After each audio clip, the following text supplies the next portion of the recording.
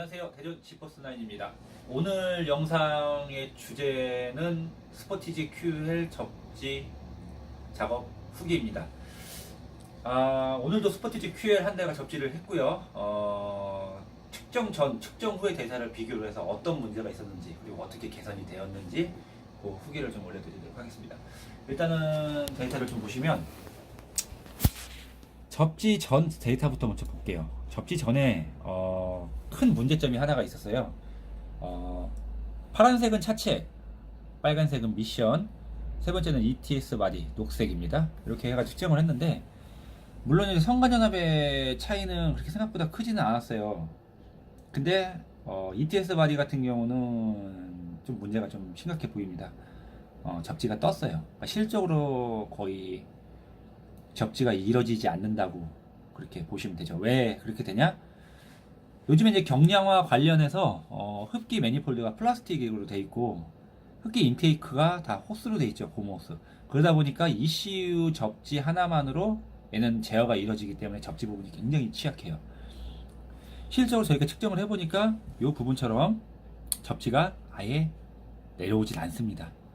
요거는 접지가 떴다고 표현을 하는데요. 실제로 접지가 아예 이루어지지 않았다는 얘기죠. 그럼 ETS 바디가 어떤 역할을 하는 거냐? 쉽게 말하면 디젤에서는 완전 오픈, 완전 크로스의 개념이긴 하지만 약간씩 얘도 움직여줘서 어떤 공기량의 흐름에 좀 맞춰주는 그런 로직이 요즘엔 적용이 돼요.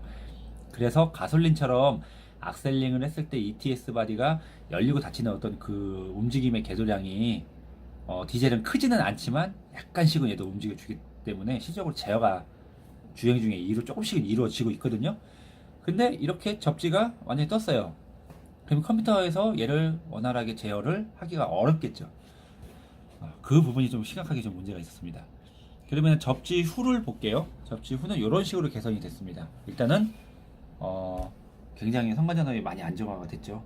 그리고 또 하나 비교가 접지 전, 접지 후 배선에 대한 노이즈 부분, 어떻게 보면 전압에 대한 헌팅 부분, 이런 부분이 굉장히 많이 차이가 납니다. 똑같이 확대를 해봤을 때도 훨씬 더 빈도수가 적고 훨씬 더 낮아요. 전압의 헌팅이.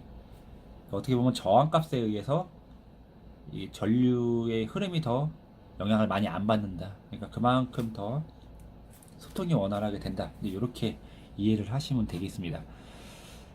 그래서 또 하나가 이제 저희가 접지를 하면서 이런 데이터를 측정하는 이유는 과연 어떤 식으로 얘가 접지가 문제가 있는지, 어떤 식으로 어떤 상황에서 어떻게 영향을 받는지를 좀 파악을 해야지만이 정확하게 접지 포인트를 선정할 수도 있고요. 또 우리가 단순하게 기성 접지나 어떤 그냥 막 접지를 하는 거를 보면 막 부스바를 이용해 가지고 한 6, 7가닥, 8가닥 막 빼가지고 스파이더 접지라고 하죠. 그런 접지를 하는데 실질적으로 영향이, 그러니까 어떤 개선 효과가 없지는 않지만 로직상에 적용을 한 거 본 거에 대비해서는 특정 어떤 상황이 됐을 때는 많이 좀 떨어지는 부분이 있죠. 그리고 접지를 한다고 막 했는데 접지를 하고 나서도 이렇게 접지가 뜨는 경향이 있어요. 그러니까 이런 거에 대해서는 검증 작업, 접지를 하기 전과 하고 나서의 어떤 검증이 확실하게 되느냐, 그리고 얼마큼의 개선이 있고 어떤 부분에서 더 나아졌느냐, 이런 거를 측정을 하는 게 이제 피코스코프로 오실로스코프를 활용을 해서 측정하는 것입니다. 일단은 이 차는 접지 전에는 하나, 둘, 셋 하고서 악셀레이터를 밟았을 때 3초 정도의 딜레이 타임이 있었고, 접지 후에는 거의 1초 이내에서 그 가속이 이루어지고 변속도 굉장히 부드러워졌어요. 근데 실질적으로 접지라는 것은 이렇게 변속에 대한 가속 개선과 그 변속감 개선, 그다음에 악셀의 어떤 빠른 반응성 개선, 이런 것들이 많이 주안점이 되긴 하는데, 이 접지를 함으로 인해서 출력이 갑자기 매핑한 것처럼 상승이 된다, 출력이 굉장히 올라간다, 그런 개념은 아닙니다. 회로 설계를 했을 때 100%를 기준으로 잡고 설계를 했지만 실질적으로 로스가 생길 수도 있겠죠. 배선이라는 건 저항이 존재를 하니까. 그리고 단자의 접촉 저항, 배선의 순도에 따른 저항, 여러 가지가 영향을 줘서 실질적으로 100% 설계를 했을 때도 60, 70%밖에는 내가 써먹지를 못한 40%, 30%의 로스가 있는 거죠. 그 로스에 대한 부분을 찾아온다라고 하는 개념으로 이 접지를 접근하시는 게 가장 제가 봤을 때는 정확한 접근 방법인 것 같습니다. 그렇기 때문에 우리는 잃은 거를 찾아옴으로 해서 더 개선이 될 수, 접지 후에 개선된 어떤 체감 효과를 누릴 수가 있는 거고요. 또 그만큼 전자와 또 ECU에 대한 제어 비율이 굉장히 높아지고 센서에 대한 설계 비중이 높아지기 때문에 우리는 이런 접지에 대한 굉장히 낮은 10mV, 20mV, 30mV에도 이 자동차는 영향을 받아서 제어에 간섭과 영향을 준다는 것을 인지한다면 접지를 잘 함으로 인해서 차량은 그만큼 더 안정화가 잘 된다. 또 차량을 그만큼 더 에러나 어떤 뭐 체크 엔진이나 어떤 상황 부하를 먹는 상황에서 더 안정된 차량 제어를 할 수 있다. 이렇게 이해를 하시면 되겠습니다. 하여튼 접지는 하면은 좋습니다. 단 잘해야 되겠죠.